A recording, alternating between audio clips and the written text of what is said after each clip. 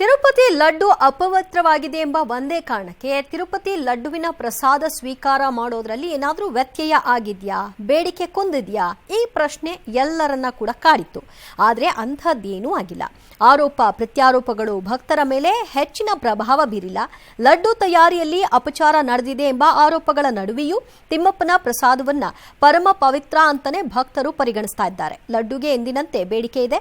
ಇದಕ್ಕೆ ಲಡ್ಡು ಮಾರಾಟದ ಲೆಕ್ಕವೇ ಸಾಕ್ಷಿ ಸಿಗ್ತಾ ಇದೆ. ಸೆಪ್ಟೆಂಬರ್ 19ರಂದು 3.69 ಲಕ್ಷ ಲಡ್ಡು, 20ರಂದು 3.16 ಲಕ್ಷ ಲಡ್ಡು, 21ನೇ ತಾರೀಕು 3.66 ಲಕ್ಷ ಲಡ್ಡುಗಳನ್ನು ಟಿಟಿಡಿ ಮಾರಾಟ ಮಾಡಿದೆ. ಅಂದಹಾಗೆ ಲಡ್ಡು ಅಪಚಾರ ಸಂಬಂಧ ತಿರುಪತಿ ತಿಮ್ಮಪ್ಪನ ಸನ್ನಿಧಿಯಲ್ಲಿ ನಾಳೆ ಮಹಾಶಾಂತಿ ಯಾಗ ನಿರ್ವಹಿಸಲು ಟಿಟಿಡಿ ಭರದ ಸಿದ್ಧತೆಯನ್ನ ಮಾಡಿಕೊಂಡಿದೆ. ನಾಳೆಯ ಶುಭ ರೋಹಿಣಿ ನಕ್ಷತ್ರದಲ್ಲಿ ಮೊದಲಿಗೆ ಮಹಾಶಾಂತಿ ಹೋಮ ನಿರ್ವಹಿಸಿದ ನಂತರ ವಾಸ್ತು ಹೋಮವನ್ನು ಆಗಮ ಪಂಡಿತರು ನಿರ್ವಹಿಸುತ್ತಾರೆ. ಕೊನೆಯಲ್ಲಿ ಪಂಚಗವ್ಯಗಳಿಂದ ಸಂಪ್ರೋಕ್ಷಣೆ ಮಾಡಲಾಗುತ್ತೆ. ತಿಮ್ಮಪ್ಪನ ಆರ್ಜಿತ ಸೇವೆಗಳಿಗೆ ಭಂಗ ಆಗದಂತೆ ನಾಳೆಯೇ ಎಲ್ಲ ಯಾಗಗಳನ್ನು ಪೂರ್ಣಗೊಳಿಸುತ್ತಾರೆ. ಈ ಸಂಬಂಧ ಇಂದು ಮುಖ್ಯಮಂತ್ರಿ ಚಂದ್ರಬಾಬು ನಾಯ್ಡು ಟಿಟಿಡಿ ಅಧಿಕಾರಿಗಳು ಮತ್ತು ಆಗಮ ಪಂಡಿತರು ಭೇಟಿ ಮಾಡಿ ಚರ್ಚೆ ನಡೆಸಿದ್ದಾರೆ. ಹಾಗೆಯೇ ಬ್ರಹ್ಮೋತ್ಸವಕ್ಕೆ ಬರುವಂತೆ ಸಿಎಂಗೆ ಆಹ್ವಾನವನ್ನು ನೀಡಿದ್ದಾರೆ. ಮತ್ತೊಂದು ಕಡೆ ಡಿಸಿಎಂ ಪವನ್ ಕಲ್ಯಾಣ್ ಎಂದಿನಂತೆ ಪ್ರಾಯಶ್ಚಿತ ದೀಕ್ಷೆಯನ್ನು ಕೈಗೊಂಡಿದ್ದಾರೆ. ಇವತ್ತಿನಿಂದ ಇದು 11 ದಿನ ಮುಂದುವರಿಯುತ್ತೆ. ಉಪಮುಖ್ಯಮಂತ್ರಿಗಳನ್ನ ಇಂದು ಇಒ ಶ್ಯಾಮಲರಾವ್ ಭೇಟಿ ಮಾಡಿ ಚರ್ಚೆ ನಡೆಸಿದ್ದಾರೆ. ಈ ಮಧ್ಯೆ ಬೆಂಗಳೂರಿನ ರಾಷ್ಟ್ರೀಯ ಡೈರಿ ಸಂಶೋಧನಾ ಸಂಸ್ಥೆಯ ಮಾಜಿ ಮುಖ್ಯಸ್ಥ ಬಿ ಸುರೇಂದ್ರನಾಥ್ ನೇತೃತ್ವದ ತಜ್ಞರ ಸಮಿತಿ ಲಡ್ಡುಗೆ ಬಳಸುವ ತುಪ್ಪದ ವಿಚಾರವಾಗಿ ಭವಿಷ್ಯದಲ್ಲಿ ಯಾವುದೇ ಅನಾಹುತಗಳು ಉಂಟಾಗದ ರೀತಿಯಲ್ಲಿ ಹಲವು ಶಿಫಾರಸನ್ನ ಮಾಡಿದೆ. ಅದೇನು ಅನ್ನೋದನ್ನ ನೋಡೋಣ. ಗುಣಮಟ್ಟದ ತುಪ್ಪ ಖರೀದಿಗೆ ಏನೆಲ್ಲ ರೂಲ್ಸ್ ಗಳನ್ನ ತರ್ತಾ ಇದ್ದಾರೆ ಅಂದ್ರೆ, ಟಿಟಿಡಿಗೆ ತಜ್ಞರ ಸಮಿತಿ ಕೊಟ್ಟಿರುವಂತಹ ಶಿಫಾರಸು ಇದು. ಇದರಲ್ಲಿ ಏನಿದೆ ಅಂದ್ರೆ, ತಿರುಪತಿಯ 800 ಕಿಲೋಮೀಟರ್ ವ್ಯಾಪ್ತಿಯೊಳಗೆ ಮಾತ್ರ ತುಪ್ಪವನ್ನ ಖರೀದಿ ಮಾಡಬೇಕು. ಈಗ 1500 ಕಿಲೋಮೀಟರ್ ವ್ಯಾಪ್ತಿಯಲ್ಲಿ ತುಪ್ಪವನ್ನ ಖರೀದಿ ಮಾಡಲಾಗ್ತಾ ಇದೆ. ಇನ್ನು ದಕ್ಷಿಣ ಭಾರತದಲ್ಲಿ ಮಾತ್ರ ತುಪ್ಪ ಖರೀದಿಸಬೇಕು ಅನ್ನುವಂತಹ ನಿಯಮವನ್ನ ತರುವಂತಹ ನಿಟ್ಟಿನಲ್ಲಿ ಯೋಚಿಸ್ತಾ ಇದ್ದಾರೆ. ಅಂದ್ರೆ ಆಂಧ್ರ, ಕೇರಳ, ಕರ್ನಾಟಕ, ತಮಿಳುನಾಡು, ತೆಲಂಗಾಣ. ಯಾಕಂದ್ರೆ ಬೆಣ್ಣೆಯನ್ನ 120 ಡಿಗ್ರಿ ಉಷ್ಣಾಂಶದಲ್ಲಿ 4-5 ನಿಮಿಷ ಕಾಯಿಸಿದಾಗ ಗುಣಮಟ್ಟದ ತುಪ್ಪ ಶೇಖರಣೆ ಸಾಧ್ಯ. ಅದು ದಕ್ಷಿಣ ಭಾರತದಲ್ಲಿ ಮಾತ್ರ ಈ ಪದ್ಧತಿಯನ್ನ ರೂಢಿಯಲ್ಲಿ ಇಟ್ಕೊಂಡಿರೋದು. ಹಾಗಾಗಿ ದಕ್ಷಿಣ ಭಾರತದಲ್ಲಿ ಮಾತ್ರ ತುಪ್ಪ ಖರೀದಿಸಬೇಕು ಅನ್ನುವಂತಹ ನಿಯಮ. ಇನ್ನು ಟಿಟಿಡಿಗೆ ದಿನಕ್ಕೆ 15 ಟನ್ ಹಸುವಿನ ತುಪ್ಪ ಬೇಕಾಗತ್ತೆ. 15 ದಿನಗಳಿಗೆ ಆಗುವಷ್ಟು ತುಪ್ಪವನ್ನ ಶೇಖರಣೆ ಮಾಡ್ಕೊಳ್ಬೇಕಾಗತ್ತೆ. ತುಪ್ಪದ ಗುಣಮಟ್ಟ ಪರೀಕ್ಷೆಗಾಗಿ ಲ್ಯಾಬ್ ಅನ್ನ ಹೊಂದಿರಬೇಕು. ಇಲ್ಲಿಯವರೆಗೂ ತಿರುಮಲದಲ್ಲಿ ತುಪ್ಪದ ಗುಣಮಟ್ಟ ಪರೀಕ್ಷೆಗಾಗಿ ಯಾವುದೇ ರೀತಿಯ ಲ್ಯಾಬ್ಗಳಿಲ್ಲ. ಲಡ್ಡು ಪರೀಕ್ಷೆಗೆ ಲ್ಯಾಬ್ ಇದೆ. ಈಗ ತುಪ್ಪ ಗುಣಮಟ್ಟ ಪರೀಕ್ಷೆಗಾಗೂ ಕೂಡ ಒಂದು ಲ್ಯಾಬ್ ಅನ್ನ ಹೊಂದಬೇಕು ಅನ್ನುವಂಥ ನಿರ್ಧಾರಕ್ಕೆ ಬಂದಿದ್ದಾರೆ. ತುಪ್ಪದ ಗುಣಮಟ್ಟ 9ಕ್ಕೆ 7 ಪಾಯಿಂಟ್ ಹೊಂದಿರಲೇಬೇಕು. ಅದಕ್ಕಿಂತ ಕಡಿಮೆ ಆಗಬಾರ್ದು. 7ಕ್ಕಿಂತ ಮೇಲಿರಬೇಕು. ತುಪ್ಪ ಪೂರೈಸುವ ಡೈರಿಗಳನ್ನು ಟಿಟಿಡಿ ಅಧಿಕಾರಿಗಳು ಸಂದರ್ಶಿಸಬೇಕು. ಅಂದರೆ ಇಂಥದ್ದೇ ದಿನ ಬರ್ತೀವಿ ನಾವು ಅಂತ ಹೇಳಿ ಹೋದರೆ ಆ ದಿಢೀರ್ ದಾಳಿಯಿಂದಾಗಿ ಏನೂ ಕೂಡ ಔಟ್ಪುಟ್ ಸಿಗೋದಿಲ್ಲ. ಆ ಕಾರಣಕ್ಕೆ ಕನಿಷ್ಠ 6 ತಿಂಗಳಿಗೆ 2 ಬಾರಿ ಆಕಸ್ಮಿಕ ಭೇಟಿ ನೀಡಿ ಪರಿಶೀಲನೆ ನಡೆಸಬೇಕು ಅನ್ನೋದನ್ನ ಟಿಟಿಡಿ ತಜ್ಞರ ಸಮಿತಿ ಶಿಫಾರಸು ಮಾಡಿದೆ. ಇದೆಲ್ಲವೂ ಕೂಡ ಜಾರಿಗೊಂಡಾಗ ಮುಂದಿನ ದಿನಗಳಲ್ಲಿ ಗುಣಮಟ್ಟವನ್ನು ಕಾಯ್ದುಕೊಳ್ಳಬಹುದು ಅನ್ನುವಂತಹ ಲೆಕ್ಕಾಚಾರ. ಸದ್ಯ ಹೋಮ, ಪ್ರಾಯಶ್ಚಿತ್ತ, ಪೂಜೆ ಇತ್ಯಾದಿ ಎಲ್ಲವನ್ನು ಕೂಡ ಮಾಡ್ತಾ ಇದ್ದಾರೆ. ಯಾಕಂದರೆ ಭಕ್ತರ ಭಾವನೆಗೆ ಯಾವುದೇ ರೀತಿಯಾದಂತಹ ಧಕ್ಕೆ ಆಗಬಾರ್ದು, ಈಗಲೂ ಕೂಡ ಅಳುಕಿರಬಾರ್ದು ಅನ್ನುವಂಥ ನಿಟ್ಟಿನಲ್ಲಿ ಎಲ್ಲವನ್ನು ಕೂಡ ಮಾಡ್ಕೊಳ್ಳಾಗ್ತಾ ಇದೆ. ಆದರೆ ಚಂದ್ರಬಾಬು ನಾಯ್ಡು ಹೇಳಿದ ಪ್ರಕಾರವಾಗಿ ಹಿಂದೆ ಆಗಿತ್ತು, ಈಗೆಲ್ಲವನ್ನು ಕೂಡ ನಾವು ನಿಯಂತ್ರಣಕ್ಕೆ ತಂದಿದ್ದೀವಿ ಅಂತ. ಆದರೂ ಎಲ್ಲೋ ಆ ಭಾವನೆ ಇರಬಹುದೇನೋ ಅಂತ. ಆದರೆ ಲಡ್ಡು ಮಾರಾಟ ಆಗಿರೋದನ್ನ ಗಮನಿಸ್ತಾ ಇದ್ರೆ ಬಹುಶಃ ಜನರಲ್ಲಿ ಆ ಭಾವನೆ ಇದ್ದ ಹಾಗೆ ಕಾಣಿಸ್ತಾ ಇಲ್ಲ. ಹಿಂದೆ ಘಟಿಸಿ ಹೋಗಿದೆ. ಅದಕ್ಕೆ ಕಾರಣ ಯಾರು? ಅವ್ರನ್ನ ಎಡೆಮುರಿ ಕಟ್ಟಿ ಮುಂದೆ ಏನಾಗಬೇಕು ಅದನ್ನೆಲ್ಲ ಮಾಡಿಕೊಂಡ್ರೆ ಸಾಕು ಅನ್ನುವಂತಹ ಮೆಂಟಾಲಿಟಿ ಬಹುಶಃ ಭಕ್ತರ ಆಗಿರಬಹುದೇನೋ. ಇನ್ನು ತಿರುಪತಿ ಲಡ್ಡು ಅಪವಿತ್ರ ಪ್ರಕರಣವನ್ನು ಸ್ವಾಮೀಜಿಗಳು ಕೂಡ ಖಂಡನೆಯನ್ನ ವ್ಯಕ್ತಪಡಿಸಿದ್ದಾರೆ. ಇದು ಹಿಂದೂ ಸಮಾಜಕ್ಕೆ ಎಸಗಿದಂತಹ ಘೋರ ಅಪಚಾರ, ಇದು ಖಂಡನಾರ್ಹ, ಇದು ಅಕ್ಷಮ್ಯ ಅಪರಾಧ ಅಂತ ಉಡುಪಿಯ ಪೇಜಾವರ ಶ್ರೀಗಳು, ಪುತ್ತಿಗೆ ಶ್ರೀಗಳು ಹೇಳಿಕೆಯನ್ನ ಕೊಟ್ಟಿದ್ದಾರೆ. ಕೃತಕ ತುಪ್ಪ ತಯಾರಿಸುವ ಅಡ್ಡೆಗಳ ಮೇಲೆ ಸರ್ಕಾರ ದಾಳಿ ನಡೆಸಬೇಕು ಅಂತ ಆಗ್ರಹಿಸಿದ್ದಾರೆ. ಹಿಂದೂಗಳ ಭಾವನೆಗಳಿಗೆ ಧಕ್ಕೆ ಆಗದ ರೀತಿ ಕ್ರಮ ವಹಿಸಬೇಕು ಅಂತ ಸಂಸದ ಸುಧಾಕರ್ ಆಗ್ರಹಿಸಿದ್ದಾರೆ. ಇನ್ನು ಆಂಧ್ರದ ತಾಡೆಪಲ್ಲಿಯಲ್ಲಿರುವ ವೈಎಸ್ಆರ್ಸಿಪಿ ಮುಖ್ಯ ಕಚೇರಿ ಮೇಲೆ ದಾಳಿಗೆ ಬಿಜೆಪಿ ಯತ್ನಿಸಿದೆ. ಮಾಜಿ ಸಿಎಂ ಜಗನ್ ಮನೆಗೆ ಮುತ್ತಿಗೆ ಹಾಕಲು ಯತ್ನಿಸಿದೆ. ಆದರೆ ಸಿಎಂ ಚಂದ್ರಬಾಬು ತಮ್ಮ ರಾಜಕೀಯ ಸ್ವಾರ್ಥಕ್ಕಾಗಿ ತಿರುಪತಿ ತಿರುಮಲ ದೇಗುಲವನ್ನು ಬಳಸಿಕೊಳ್ತಾ ಇದ್ದಾರೆ. ಅವರು ಲಡ್ಡು ವಿಚಾರದಲ್ಲಿ ಮಾಡಿರುವ ಆರೋಪಗಳೆಲ್ಲ ಸುಳ್ಳು. ಲಡ್ಡು ವಿಚಾರದಲ್ಲಿ ವಾಸ್ತವಗಳನ್ನು ಜಗತ್ತಿಗೆ ತಿಳಿಸಿ ಎನ್ನುತ್ತಾ ಪ್ರಧಾನಿ ಮೋದಿಗೆ ವೈಎಸ್ ಜಗನ್ ಪತ್ರವನ್ನು ಬರೆದಿದ್ದಾರೆ. ಈ ಮಧ್ಯೆ ಲಡ್ಡು ಬಗ್ಗೆ ಚಂದ್ರಬಾಬು ಮಾಡಿರುವ ಆರೋಪಗಳ ಬಗ್ಗೆ ಟಿಎಂಸಿ ಸಂಸದ ಸಾಕೇತ್ ಗೋಖಲೆ ಅನುಮಾನವನ್ನು ವ್ಯಕ್ತಪಡಿಸಿದ್ದಾರೆ. ಚಂದ್ರಬಾಬು ಪತ್ನಿ ಮಾಲೀಕತ್ವದ ಹೆರಿಟೇಜ್ ಸಂಸ್ಥೆಗೆ ಲಾಭ ಮಾಡಿಕೊಡೋಕೆ ಹೆಣದಂತಹ ಕಟ್ಟುಕಥೆನ ರಾಜಕೀಯ ಲಾಭಕ್ಕಾಗಿ ಬಿಜೆಪಿ ಜೊತೆ ಸೇರಿ ಮಾಡಿದ ಷಡ್ಯಂತ್ರನ ಅಂತ ಪ್ರಶ್ನಿಸಿ ಸಾಕೇತ್ ಗೋಖಲೆ ಟ್ವೀಟ್ ಮಾಡಿದ್ದಾರೆ. ಅಂದಹಾಗೆ ಕಲಬೆರಕೆ ತುಪ್ಪ ಅಂತ ವರದಿ ಬಂದ ಸ್ಯಾಂಪಲ್ಗೆ ನೀಡಿದ 4 ಟ್ಯಾಂಕರ್ ತುಪ್ಪವನ್ನು ಲಡ್ಡು ತಯಾರಿಕೆಗೆ ಬಳಸಿರಲಿಲ್ಲ, ಅದನ್ನು ವಾಪಸ್ ಕಳಿಸಲಾಗಿತ್ತು ಎಂಬ ವಿಚಾರ ಚರ್ಚೆಗೆ ಗ್ರಾಸವಾಗಿದೆ. ಅನೇಕ ಪ್ರಾಣಿಜನ್ಯ ಕೊಬ್ಬಿನ ಮಿಶ್ರಣದಿಂದ ಪ್ರಸಾದ ತಯಾರಿಸಿರುವ ವಿಚಾರ ಕೇಳಿ ಅತ್ಯಂತ ಖೇದವಾಗಿದೆ. ಸಮಾಜಕ್ಕೆ ಬಗೆದಿರುವ ದೊಡ್ಡ ಅಪಚಾರ, ದೇವರಿಗೆ ಬಗೆದಿರುವ ದೊಡ್ಡ ಅಪಚಾರ. ಸರ್ಕಾರವೇ ಮುಂದಾದದ್ದು ಅತ್ಯಂತ ಖಂಡನಾರ್ಹವಾಗಿರತಕ್ಕಂತಹ ವಿಚಾರ ಆಗಿದೆ. ಈ ವಸ್ತುವನ್ನು ತಯಾರಿಸುವ ಅಡ್ಡೆಗಳಿದ್ದಾವೆ, ಅವುಗಳನ್ನು ಕಂಡುಹಿಡಿದು ಅಂತಹವರನ್ನು ಶಿಕ್ಷಿಸಿ ಸರ್ಕಾರದ ಕರ್ತವ್ಯ. ತಿರುಪತಿ ದೇವಸ್ಥಾನ ಎಂಬುದು ಅದು ಸಮಗ್ರ ಹಿಂದೂ ಸಮಾಜಕ್ಕೆ ಬಹಳ ಮೂಲವಾದಂತಹ ಶ್ರದ್ಧಾ ಕೇಂದ್ರವಾಗಿದ್ದು, ಅತ್ಯಂತ ಹೇಯವಾದಂತಹ ಮತ್ತು ಅತ್ಯಂತ ಒಂದು ನೋವುಂಟು ಮಾಡತಕ್ಕಂತಹ ಈ ಒಂದು ಪ್ರಕರಣವನ್ನು ಕೇಳಿ ನಾವು ಬಹಳ ದುಃಖಿತರಾಗಿದ್ದೇವೆ.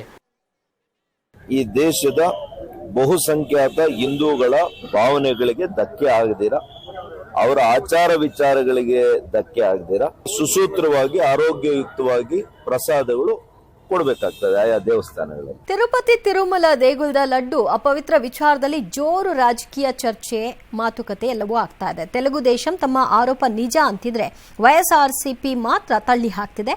ಪರಸ್ಪರ ಕೆಸರೆರಚಾಟ ಮುಂದುವರೆದಿದೆ. ಈ ಹೊತ್ತಲ್ಲಿ ದೇಶದ ಪ್ರಮುಖ ಸ್ವಾಮೀಜಿಗಳು ಸರ್ಕಾರದ ಕಪಿಮುಷ್ಟಿಯಿಂದ ದೇವಾಲಯಗಳನ್ನು ಮುಕ್ತಗೊಳಿಸಬೇಕು ಅನ್ನುವಂತಹ ಕೂಗನ್ನು ಎಬ್ಬಿಸಿದ್ದಾರೆ. ಸ್ವಹಿತಾಸಕ್ತಿಯ ಅಧಿಕಾರಿಗಳು, ನಿರ್ದಯಿ ವ್ಯಾಪಾರಸ್ಥರು ಮತ್ತು ರಾಜಕಾರಣಿಗಳ ಬದಲು ದೇವಾಲಯದ ನಿರ್ವಹಣೆಯನ್ನು ಧಾರ್ಮಿಕ ಮುಖಂಡರು ಮತ್ತು ಭಕ್ತರಿಗೆ ವಹಿಸುವ ಸಮಯ ಬಂದಿದೆ ಅಂತ ಆರ್ಟ್ ಆಫ್ ಲಿವಿಂಗ್ನ ರವಿಶಂಕರ್ ಟ್ವೀಟ್ ಮಾಡಿದ್ದಾರೆ.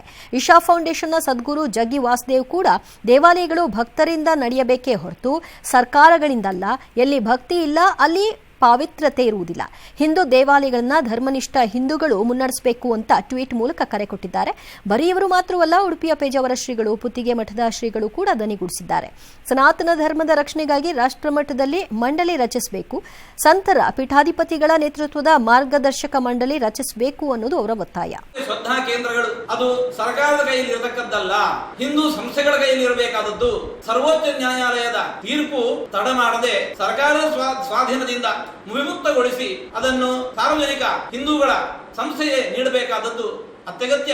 ಇನ್ನು ಮುಂದೆ ಎಲ್ಲಿಯೂ ಎಂದೆಂದೂ ಇಂತಹ ಘಟನೆಗಳು ಮರುಕಳಿಸಬಾರದು. ಹಿಂದೂ ದೇವಸ್ಥಾನಗಳನ್ನು, ಮಠ ಮಂದಿರಗಳನ್ನು ಸರ್ಕಾರದ ಹಿಡಿತದಿಂದ ತಪ್ಪಿಸಬೇಕು, ಸರ್ಕಾರದ ಕಪಿಮುಷ್ಟಿಯಿಂದ ಇದನ್ನು ಬಿಡುಗಡೆಗೊಳಿಸಬೇಕು ಎಂಬುದಾಗಿ ಈ ಸಂದರ್ಭದಲ್ಲಿ ನಾವು ಒತ್ತಾಯಪೂರ್ವಕವಾಗಿ ಆಗ್ರಹಿಸ್ತಾ ಇದ್ದೇವೆ. ಕೇವಲ 70-75 ವರ್ಷಗಳ ಹಿಂದಿನಿಂದ ಈ ಒಂದು ಸರ್ಕಾರದ ನಿಯಂತ್ರಣ ಒಂದು ಪ್ರವೇಶವಾಗಿ ಈ ಪಾವಿತ್ರ್ಯಕ್ಕೆ ಧಕ್ಕೆ ಬರ್ತಾ ಇದೆ. ಈ ಹಿನ್ನೆಲೆಯಲ್ಲಿ ನಾವು ಬಹಳ ಪ್ರಬಲವಾಗಿ ನಾವು ಆಗ್ರಹ ಮಾಡ್ತಾ ಇದ್ದೇವೆ. ಯಾಕೆ ಹಿಂದೂ ದೇಗುಲಗಳನ್ನು ಮಾತ್ರ ಸರ್ಕಾರ ಕಪಿಮುಷ್ಟಿಯಲ್ಲಿ ಇಟ್ಕೊಳ್ಬೇಕು? ಅದರ ಹೊರತಾಗಿ ಬೇರೆಯವರಿಗೆ ಇಲ್ಲದೆ ಇರುವಂತಹ ನಿರ್ಬಂಧಗಳು ಹಿಂದೂ ದೇವಾಲಯಗಳಿಗೆ ಮಾತ್ರ ಯಾಕೆ ಅನ್ನುವಂತಹ ಪ್ರಶ್ನೆ ಹಿಂದಿನಿಂದಲೂ ಕೇಳಿಬರ್ತಾ ಇದೆ, ಈಗ ಪ್ರಬಲವಾಗಿ ಕೇಳಿಬರ್ತಾ ಇದೆ. ಇದರಿಂದ ಏನಾದರೂ ಬದಲಾವಣೆ ಆಗುತ್ತಾ? ಕಾದು ನೋಡಬೇಕು. ಲಡ್ಡು ವಿವಾದ ಬೆನ್ನಲ್ಲೇ ಟಿಟಿಡಿ ಎಚ್ಚೆತ್ತುಕೊಂಡಿದೆ. ಪರಿಣಾಮ ನಂದಿನಿ ತುಪ್ಪಕ್ಕೆ ಬೇಡಿಕೆ ಹೆಚ್ಚಾಗ್ತಾ ಇದೆ. ಈ ಮೊದಲು 3 ದಿನಕ್ಕೊಮ್ಮೆ ಕೆಎಂಎಫ್ ನಂದಿನಿ ತುಪ್ಪವನ್ನು ತರಿಸ್ಕೊಳ್ತಾ ಇತ್ತು ಟಿಟಿಡಿ. ಇದೀಗ ನಿತ್ಯ ಪೂರೈಸಿ ಅಂತ ಕೇಳಿದೆ. ಸದ್ಯ ಟಿಟಿಡಿ ಹೆಚ್ಚುವರಿಯಾಗಿ ನಂದಿನಿ ತುಪ್ಪ ತರಿಸಿಕೊಳ್ತಿರುವ ಹಿನ್ನೆಲೆಯಲ್ಲಿ 3 ತಿಂಗಳಲ್ಲಿ 350 ಟನ್ ತುಪ್ಪ ಸರಬರಾಜು ಒಪ್ಪಂದ 1.5 ತಿಂಗಳಿಗೆ ಮುಗಿಯುತ್ತೆ. ಹೀಗಾಗಿ ಟಿಟಿಡಿ ಜೊತೆ 6 ತಿಂಗಳ ಒಪ್ಪಂದ ಮಾಡಿಕೊಳ್ಳೋದಕ್ಕೆ ಕೆಎಂಎಫ್ ಚಿಂತನೆ ನಡೆಸಿದೆ. ಅಲ್ಲದೆ ಕಲಬೆರಕೆ ತಡೆಯುವ ಉದ್ದೇಶದಿಂದ ತಿರುಪತಿಗೆ ನಂದಿನಿ ತುಪ್ಪ ಕೊಂಡೊಯ್ಯುವ ವಾಹನಗಳಿಗೆ ಜಿಪಿಎಸ್ ಮತ್ತು ಪಾಸ್ವರ್ಡ್ ಅನ್ನ ಹೊಂದಿರುವ ಸ್ಕ್ಯಾನರ್ ಲಾಕ್ ಅಳವಡಿಸಲು ಮುಂದಾಗಿದೆ. ಈ ಮಧ್ಯೆ ರಾಜ್ಯದಲ್ಲಿ ಮಾರಾಟವಾಗ್ತಿರುವ ಎಲ್ಲಾ ಕಂಪನಿಗಳ ತುಪ್ಪ ಉತ್ಪಾದನೆ ಗುಣಮಟ್ಟ ಪರಿಶೀಲನೆಗೆ ಆರೋಗ್ಯ ಇಲಾಖೆ ಮುಂದಾಗಿದೆ. ಸರ್ಕಾರದಿಂದ ನಮಗೆ ಮೇಲ್ ಬಂದಿದೆ. 350 ಟನ್ ಈಗ 15 ದಿವಸ ಟ್ರಾನ್ಸ್ಪೋರ್ಟೇಷನ್ ನಡೀತಾ ಇದೆ. ತುಪ್ಪ ಇವತ್ತೇನು ತಿರುಪತಿಗೆ ಹೋಗ್ತಾ ಇದೆ, ಆ ವೆಹಿಕಲ್ ಗೆ ನಾವು ಜಿಪಿಎಸ್ ಅನ್ನ ಹಾಕ್ತಾ ಇದೀವಿ. ಯಾಕಂದ್ರೆ ಮಧ್ಯದಲ್ಲಿ ಏನು ಆಗಬಾರ್ದು ಅಂತೇಳಿ. ಆಹಾರ ಸುರಕ್ಷತಾ ಕಮಿಷನರ್ ಹೇಳಿದ್ದೀನಿ, ಇಲ್ಲಿರುವಂತ ತುಪ್ಪ ಏನಿದೆ ತಪಾಸಣೆ ಮಾಡಿಸಿ ಅಂತ ಹೇಳಿದ್ದೀನಿ. ಯಾಕಂದ್ರೆ ತಮಿಳುನಾಡಿಂದ ಬೇರೆ ಬೇರೆ ರಾಜ್ಯಗಳಿಂದ ಕೂಡ ಬರ್ತದೆ. ಸೊ ಯಾವ್ಯಾವ ಸ್ಯಾಂಪಲ್ಗಳನ್ನ ತೆಗೆದ್ಬಿಟ್ಟು ನೀವು ಇದಕ್ಕೆಲ್ಲ ಒಂದು ತಪಾಸಣೆ ಮಾಡಿಸಿ ಅಂತ ಹೇಳಿದ್ದೀನಿ. ಪ್ರಸಾದದಲ್ಲಿ ಏನಾಗ್ತದೆ, ಬೇರೆ ಪದಾರ್ಥಗಳಲ್ಲಿ ಏನು ಕಲಬೆರಕೆ ಆಗೋ ಸಾಧ್ಯತೆ ಇರೋದಿಲ್ಲ.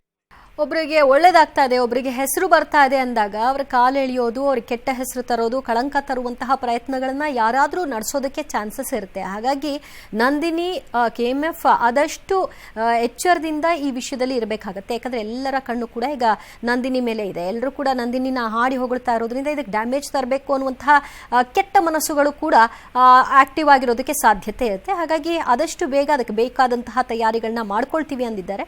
ಅದು ಬೇಗ ಆದರೆ ಉತ್ತಮ. ಕೇವಲ ನಂದಿನಿ ತುಪ್ಪವನ್ನೇ ಮಾತ್ರ ಅವರು ತಗೊಳ್ತಾ ಇಲ್ಲ, ಬೇರೆ ಬೇರೆ ತುಪ್ಪವನ್ನು ತಗೊಳ್ತಾ ಇದ್ದಾರೆ. ಬಟ್ ಹೆಚ್ಚಿನ ಆದ್ಯತೆಯನ್ನು ಕೊಡ್ತಿದ್ದಾರೆ ಅಷ್ಟೇ. ಇನ್ನು ಗಂಗೇನಹಳ್ಳಿ ಡಿನೋಟಿಫೈ ಪ್ರಕರಣ ಸಂಬಂಧ ನಿನ್ನೆ ಯಡಿಯೂರಪ್ಪರನ್ನ ಲೋಕಾಯುಕ್ತರು ವಿಚಾರಣೆಗೆ ಒಳಪಡಿಸಿದೆ. ಕುಮಾರಸ್ವಾಮಿಗೆ ನೋಟಿಸ್ ನೀಡಲು ತಯಾರಿ ನಡೆಸಿದೆ. ಆದರೆ ಗಂಗೇನಹಳ್ಳಿ ಡಿನೋಟಿಫಿಕೇಶನ್ ಪ್ರಕರಣದಲ್ಲಿ ಕುಮಾರಸ್ವಾಮಿ ಯಡಿಯೂರಪ್ಪರನ್ನ ಟಾರ್ಗೆಟ್ ಮಾಡಲಾಗಿದೆ ಅಂತ ಆರೋಪಿಸಿ ಬಿಜೆಪಿ ಕಿಡಿಕಾರಿದೆ. ಯಡಿಯೂರಪ್ಪ ವಿರುದ್ಧ ಲೋಕಾಯುಕ್ತರು ರಾಜಕಾರಣ ಮಾಡೋದು ಸರಿಯಲ್ಲ ಅಂತ ಪ್ರಹ್ಲಾದ್ ಜೋಶಿ ಗುಡುಗಿದ್ದಾರೆ. ಅರ್ಕಾವತಿ ಕೇಸ್ನಲ್ಲಿ ರಾಜ್ಯಪಾಲರು ವರದಿ ಕೇಳಿರೋದನ್ನ ಸಮರ್ಥಿಸಿಕೊಂಡಿದ್ದಾರೆ. ಮತ್ತೊಂದು ಕಡೆ ಕಾಂಗ್ರೆಸ್ಸಿಗರು ಇದಕ್ಕೆ ಉಲ್ಟಾ ಹೇಳಿಕೆಗಳನ್ನು ಕೊಡ್ತಿದ್ದಾರೆ. ಕೆಂಪಣ್ಣ ವರದಿ ಕೇಳಿದ ರಾಜ್ಯಪಾಲರನ್ನ ಟೀಕಿಸಿದ್ದಾರೆ. HDK BSY ವಿರುದ್ಧದ ಲೋಕಾಯುಕ್ತ ತನಿಖೆಯನ್ನ ಸ್ವಾಗತಿಸಿದ್ದಾರೆ. ಈ ರೀತಿಯಾಗಿ ವಿಂಡಿಕ್ಟಿವ್ ಪಾಲಿಟಿಕ್ಸ್ ಯಡಿಯೂರಪ್ಪನವರಂತ ಒಬ್ಬ ಹಿರಿಯರಿಗೆ ಮಾಡೋದು ಸರಿಯಲ್ಲ. ಸನ್ಮಾನ್ಯ ಯಡಿಯೂರಪ್ಪನವ್ರದ್ದು 19ರಿಂದ 21ಕ್ಕೆ ಅವರು ಕೊನೆಯದಾಗಿ ಮುಖ್ಯಮಂತ್ರಿ ಆಗಿದ್ದು. ಇಲ್ಲಿವರೆಗೆ ಅವ್ರ ಮೊದಲಿನ ಅವಧಿದು ಈಗ ಸಮನ್ಸ್ ಕಳಿಸ್ತಾರೆ, ಕುಮಾರಸ್ವಾಮಿದು ಕಳಿಸ್ತಾರೆ. ನಮ್ಮ ಪಾರ್ಟಿಯವರು ವಿಜೇಂದ್ರ ಅವರ ನಮ್ಮ ರಾಜ್ಯದ ಅಧ್ಯಕ್ಷರ ನೇತೃತ್ವದಲ್ಲಿ ಒಂದು ಪಾದಯಾತ್ರೆ ಮಾಡಿದ್ರು. ಆ ಪಾದಯಾತ್ರೆ ಮಾಡಿದ್ದಕ್ಕೆ ನಿಮ್ಗೆ ಇವೆಲ್ಲ ತೆಗೆದು ಪ್ರಯತ್ನ ಮಾಡ್ತಾ ಇದ್ದೀರಿ ನೀವು. ಇದಕ್ಕೆಲ್ಲ ನಾವು ಜಗ್ಗದು ಇಲ್ಲ, ಇದಕ್ಕೆ ಬಗ್ಗದು ಇಲ್ಲ. ಸರ್ಕಾರದಲ್ಲಿ ಏನ್ ಮಾಡಬೇಕು ಅಂತ ಗೊತ್ತಾಗ್ತಿಲ್ಲ. ರೆಸ್ಟ್ಲೆಸ್ ಆಗ್ಬಿಟ್ಟು ಕಂಡಲ್ಲೆಲ್ಲ ಗುಂಡು ಹೊಡಿಯಕ್ಕೆ ಹೋಗ್ತಿದ್ದಾರೆ. ಭ್ರಷ್ಟಾಚಾರ ವಿರುದ್ಧವಾಗಿ ನಮ್ಮ ಹೋರಾಟ ಬಹಳ ಸ್ಪಷ್ಟವಾಗಿರುತ್ತೆ. ಪಾಪ ಸಮಿತಿ ಮೇಲೆ ಸಮಿತಿ, ಪಾಪ ಕೆಂಪಣ್ಣ ಆಯೋಗ ಎಲ್ಲಿ ಹೋಗಿದೆ? ರೀಡು ಮುಖ್ಯಮಂತ್ರಿ ಸನ್ಮಾನ್ಯ ಸಿದ್ದರಾಮಯ್ಯನವರು ಬಹಳ ಪ್ರಾಮಾಣಿಕರು. ಯಾಕಪ್ಪ ಇಷ್ಟು ಜಗ್ತಾ ಇದಾರೆ? ಏನು ಸಾಮಾನ್ಯ ಮನುಷ್ಯನು ಮಾಹಿತಿನ ಕೇಳ್ತಾರೆ, ಒಬ್ರು ರಾಜ್ಯಪಾಲರು ಕೇಳ್ತಾ ಇದಾರೆ, ಕೂಡಕ್ಕೆ ಯಾಕೆ ಎದಿರ್ತಾ ಇದ್ದೀರಾ? ಎಲ್ಲ ಪಾಪ ನೀವೆಲ್ಲ ಬಹಳ ಪ್ರಾಮಾಣಿಕರು, ಸತ್ಯವಂತರು, ಕೊಡಿ. ಈಗ ನಮ್ಮ ರಾಜ್ಯಪಾಲರ ನಡೆ ನೋಡಿದ್ರೆ ಅವರು ವಿರೋಧ ಪಕ್ಷದ ನಾಯಕರ ತರ ಕೆಲಸ ಮಾಡಕ್ಕೆ ಶುರು ಮಾಡ್ಬಿಟ್ಟಿದ್ದಾರೆ. ಇದೆಲ್ಲ ಯಡಿಯೂರಪ್ಪ ಕುಮಾರಸ್ವಾಮಿ ಅವರು ಮಾಡಿರುವಂತದ್ದು. ಈಗ ಕೈಗೆತ್ತಿಕೊಂಡಿರ್ತಕ್ಕಂಥದ್ದು ಒಳ್ಳೇದಾಗಿದೆ. ಈಗ ಯಡಿಯೂರಪ್ಪನವರು ಕೂಡ ಕರೆಸಿದ್ದಾರೆ. ಬಹುಶಃ ಕುಮಾರಸ್ವಾಮಿ ಅವ್ರನ್ನು ಕೂಡ ಕರೆಸಬೇಕಾಗ್ತದೆ. ಅವ್ರ ವರದಿ ಬರಲಿ, ತದನಂತರ ಅದೇನು ಕಾನೂನು ಪ್ರಕಾರ ಏನು ಕ್ರಮ ಆಗಬೇಕಾಗಲಿ. ಅದು ಬಿಜೆಪಿ ಕಚೇರಿ ಆಗಿದೆ. ರಾಜ್ಯಪಾಲರು ಬಿಜೆಪಿಯ ಏಜೆಂಟರಾಗಿ ವರ್ತಿಸ್ತಾ ಇದ್ದಾರೆ. ಇವತ್ತು ಯಾರೋ ಹೋಗ್ತಾರೆ, ಇನ್ನು ಪೊಲೀಸ್ ಸ್ಟೇಷನ್ ಬಿಟ್ಟು ರಾಜಭವನ್ ಪೊಲೀಸ್ ಸ್ಟೇಷನ್ ಮಾಡಬೇಕಾಗ್ತದೆ. ಪೊಲೀಸ್ ಸ್ಟೇಷನ್ಗೆ ಹೋಗಿ ಕಂಪ್ಲೇಂಟ್ ಕೊಡೋ ಬದಲಿ ರಾಜ್ಯಪಾಲರಿಗೆ ಹೋಗಿ ಕಂಪ್ಲೇಂಟ್ ಕೊಡೋದನ್ನ ಹೊಸ ಒಂದು ಉದ್ಯೋಗ ಸ್ಟಾರ್ಟ್ ಆಗ್ತದೆ. ಈ ವಿಷಯದಲ್ಲಿ ಒಂದು ಪೊಲಿಟಿಕಲ್ ಫೈಟ್ ಅಂತೂ ಆರಂಭ ಆಗಿದೆ ಅನ್ನೋದ್ರಲ್ಲಿ ಯಾವುದೇ ಅನುಮಾನ ಬೇಡ. ಆದರೆ ಜಗ್ಗಲ್ಲ ಬಗ್ಗಲ್ಲ ಅನ್ನೋ ಮೆಂಟಾಲಿಟಿಯಲ್ಲಿ ಬಿಜೆಪಿ ಇದ್ದಾಗ ಯಾವ ತನಿಖೆ ಆದ್ರೇನು, ಯಾವ ವಯಸ್ಸಾದ್ರೇನು ಎದುರಿಸ್ತೀವಿ, ನಡೀರಿ, ಹಾಕೊಳ್ರಿ, ಎಷ್ಟು ಬೇಕಾದ್ರೂ ಕೇಸ್ ಅನ್ನುವಂತಹ ಮನಸ್ಥಿತಿ ಇರಬೇಕು. ಆ ವಯಸ್ಸಿನಲ್ಲಿ ಹಾಕ್ತೀರಾ, ಹಳೇದನ್ನು ತೆಗಿತೀರಾ ಅನ್ನುವಂತಹ ಪ್ರಶ್ನೆಗಳೇ ಇಲ್ಲಿ ಉದ್ಭವ ಆಗಬಾರ್ದೇನೋ.